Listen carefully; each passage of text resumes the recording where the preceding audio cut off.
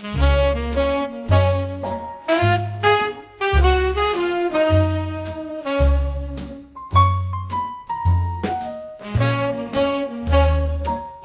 everybody, it's Scott, and we're here again, you know. You guys getting sick of the regularity? You know, are you like, man, could you slow down a little?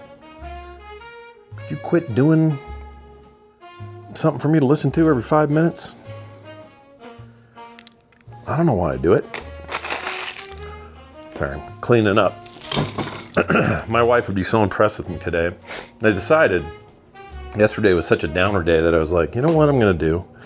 I'm going to get up on Saturday and I'm going to like mow the lawn, do the blower, you know, edger, all that. I did that. That alone is like, whoa, Scott, are you okay, buddy?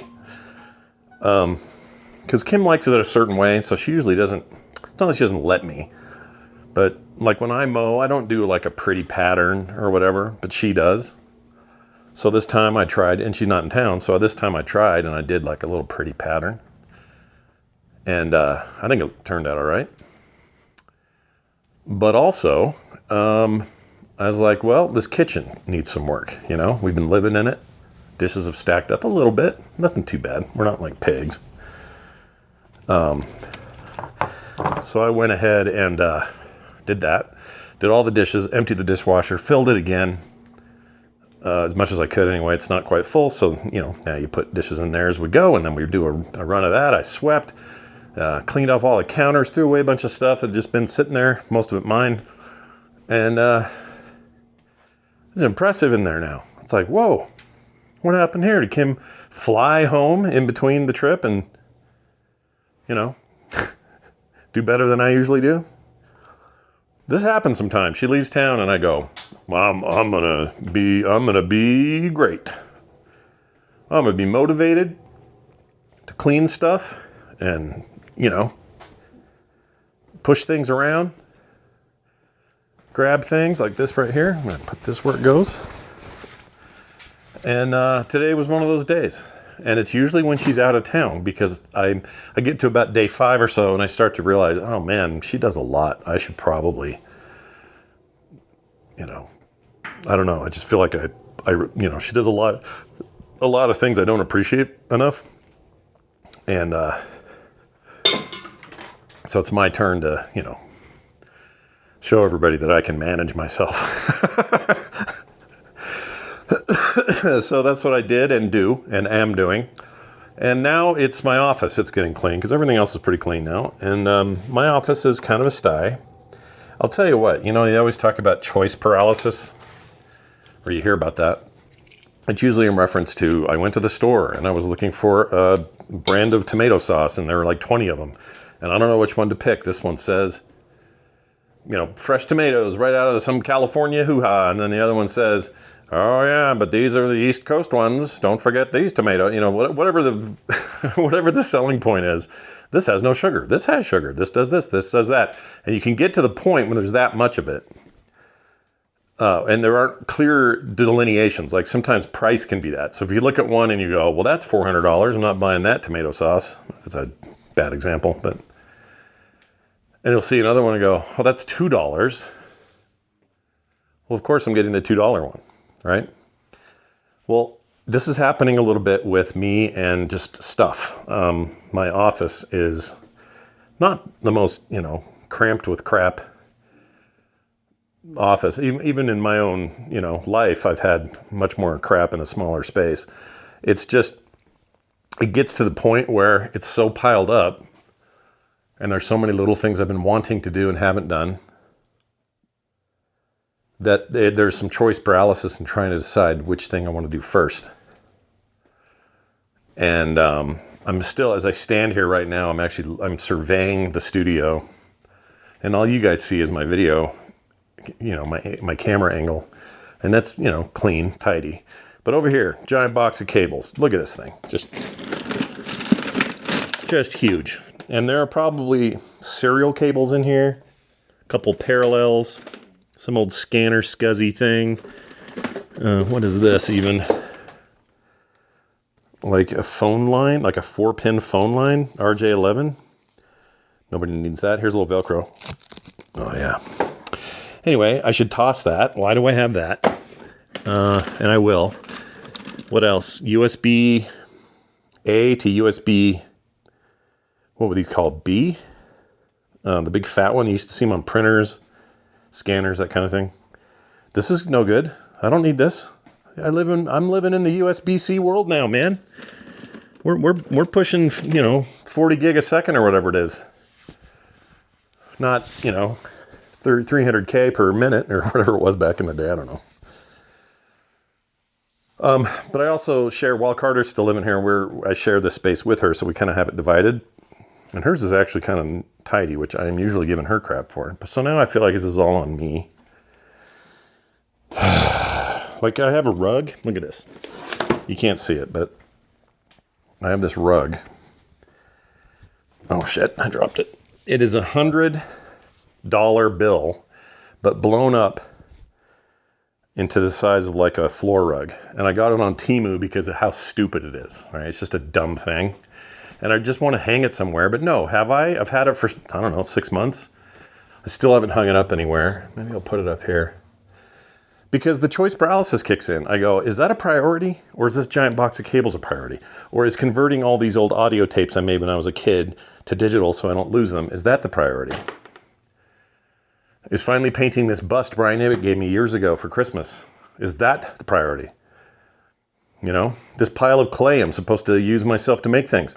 Modifying this Sony PlayStation Mini to do the new stuff it does. Should that be the priority? Probably. All of these things. I'm looking at a room full of priorities. And because there's so many, what I end up doing is going, or I could play a video game. Or I could draw something. Or I could go take the dog for a walk. These are all worthy things to be doing. But I got stuff in here I should have done years ago. I mean, just the amount of dust on my PS5 back here. Like, why don't I just rub a cloth over that? Can that be a priority? And so here's what I'm thinking. You always hear about, like, who's the lady on Netflix, the Asian girl who's super clean and always knew how to organize things? Maria Kondo or something? Whatever that is. She seems fine. Everybody likes her. I remember an episode of that. I think Kim was watching or something. And she was just like, you don't have to do it all at once. So you got to get out of this mindset, this like sort of undiagnosed ADD mindset that I got to have it all happen at once or whatever. And instead you just go and focus in, tunnel vision in on one aspect. So I'm going to do that right now. Let's see. My aspect is going to be, you know what? It's going to be trash first because I got a can full of trash and some recyclables. I'm going to separate those. That's what I'm going to do. That's the priority. We get the trash out of here first, which includes me sweeping under my desk. Looks like I got a few errant corn nuts. Somebody sent me a big thing of corn nuts. I love them. I'm a huge fan. Not so much of the plain ones. I prefer the, any of the flavors. Barbecue, chili, picante, ranch. They're on the way up here, back from Vegas. Gas station had some elote street corn flavor. Oh man, those were the devil. Anyway, see what I'm doing already? I'm forgetting the point. The point is, we got shit here and everywhere that I need to go through. Like, I've got 4 uncharged controllers back here. Why? They should be either charging or have their batteries removed if that's the kind they are, and put on the charger. But again, see, there I am going off on a tangent. Let's focus on trash and junk and stuff that I can throw away that I know I'm not going to need. Anything I can donate, fine, I'll put that in a bag for that. We do that around here. We have this place in Utah called the DI. It's short for Deseret Industries. If you're here for the first time, you might see it and go, what's Desert Industries? But it's Deseret. Anyway, it is a charity organization thing like Goodwill. You've been to a Goodwill? or a Salvation Army store or something like that. It's like that. So used stuff, and you go in, you can shop. It's all been refurbed, and the people that refurb it are special needs folks who, get jobs doing it. It's pretty cool, actually, the way they handle all that. But anyway, we'll do that. Okay, so I'm not just going to just go pollute our landfills with more crap. But like, for example, I bought this Xbox Series X refrigerator thing. And part of me is like, well, that broke. So it's doing nothing here but sit here and doesn't work now. It used to, it doesn't now.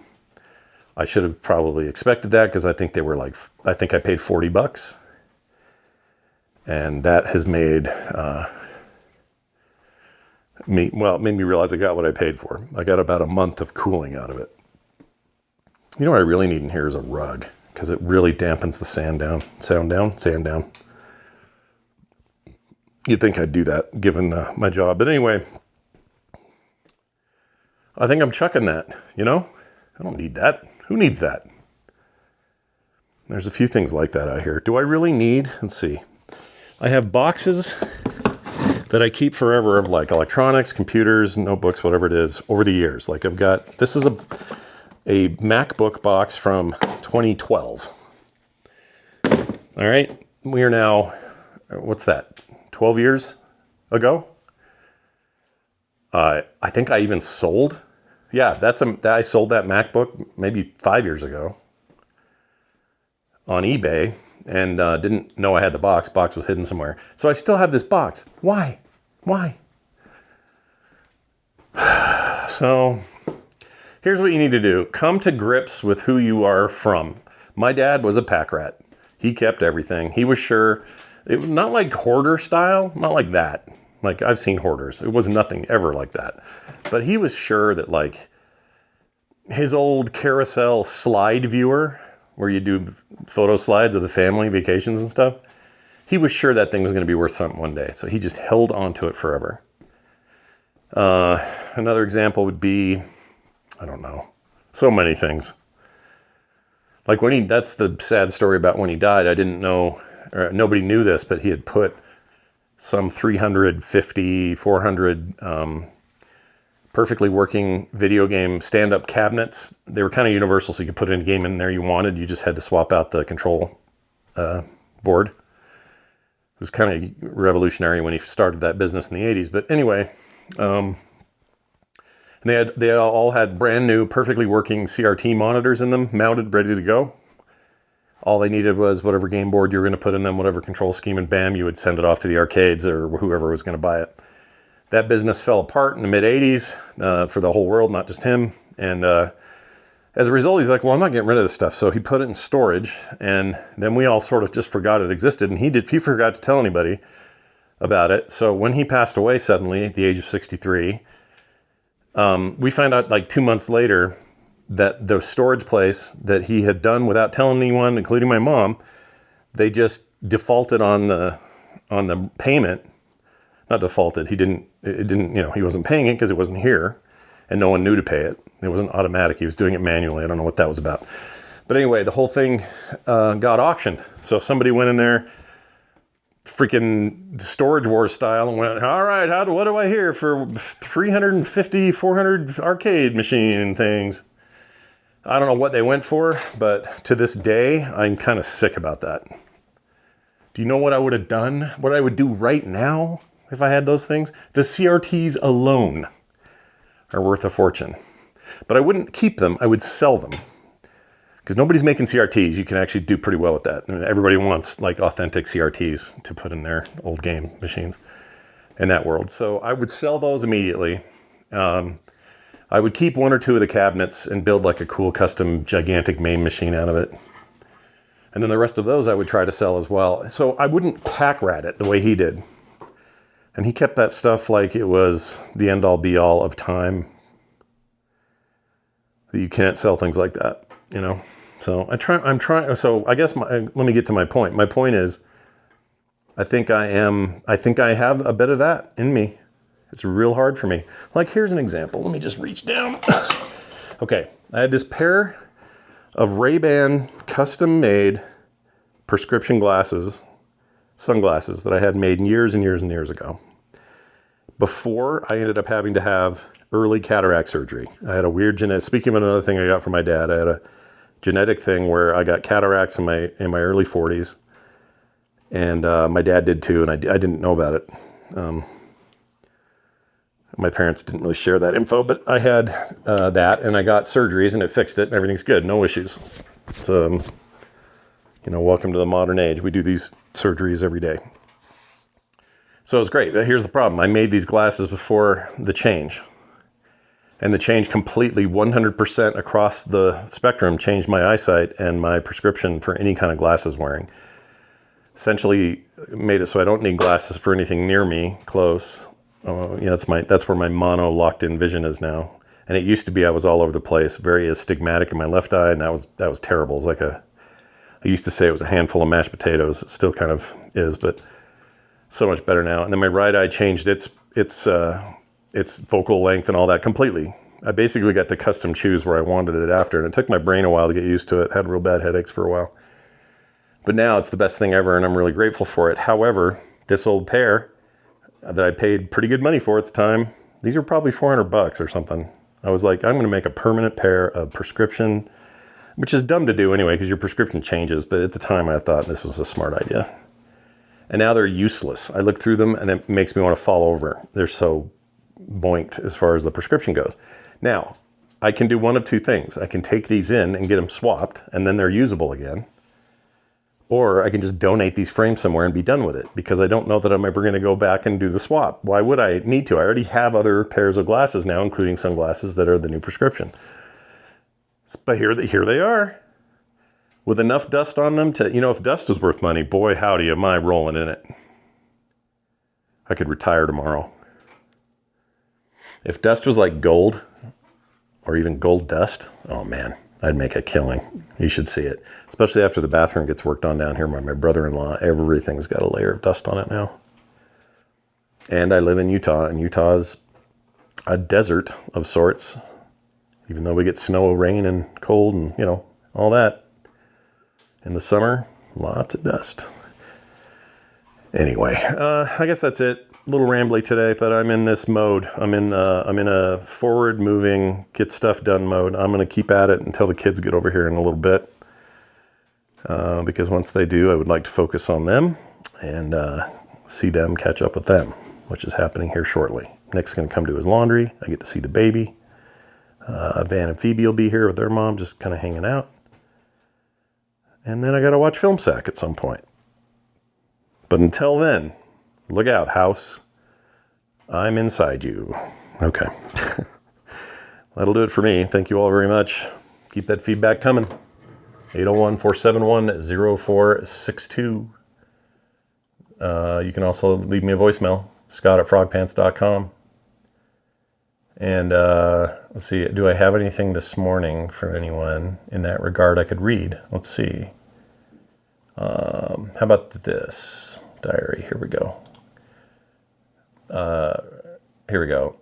The subject is diary cadence. Loving it. Mornings with Scott sort of feel. Keep it up, Harold. Oh, thanks, Harold. It's nice of you. How about this one? Listening to the diary. I'm the same in regards to the Northern Lights that he missed. I'm so bummed. We talked about this a while ago. I missed the whole thing. Tried the next night and zero luck. Funny enough, my wife went to Iceland and the pics she got weren't even as good as what people got here in Northern California. This is from Dennis. Man, yeah, I'm still bummed I didn't get to see that. I got enough pictures, it's fine, but, what are you going to do? Here's one more. You might have gotten replies saying this, and I may be wrong, but wasn't the term originally used to get around content restrictions on some platforms and in some countries/regions, regardless of how the show has evolved after that? He's talking about the use of unaliving instead of killed or death or any of that. And he's right. Since that episode, it's been a while, but since that episode of the diary, I did a little more digging, and that was 100%. Whoops, dropping glasses. That was 100% the reason. Platforms were getting weird about their algorithm, and if you said the word "killed," you'd get demoted. If you said "unalived," it would let it through. Although I never understood why the platforms couldn't just tweak the algorithm to also use unalived as a problem. You know what I mean? Like you can get around it for a minute, but then doesn't it all catch up with you? I don't know. That was a weird thing. Anyway, that's it. See, I read your feedback. There's more, but I'll save those for next time. And keep them coming in. 801-471-0462 or scott@frogpants.com. That will do it for me. Thank you all so much. And especially for your feedback on yesterday's show. Wish me luck as I continue to thrive or survive without Kim. And when she comes home, I will thrive again. Once again, I will thrive. All right, see you next time.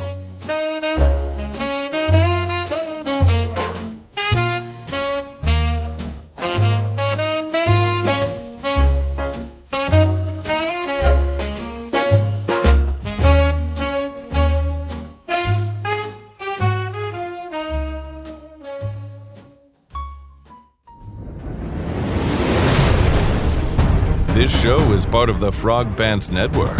Yes. Get more at frogpants.com.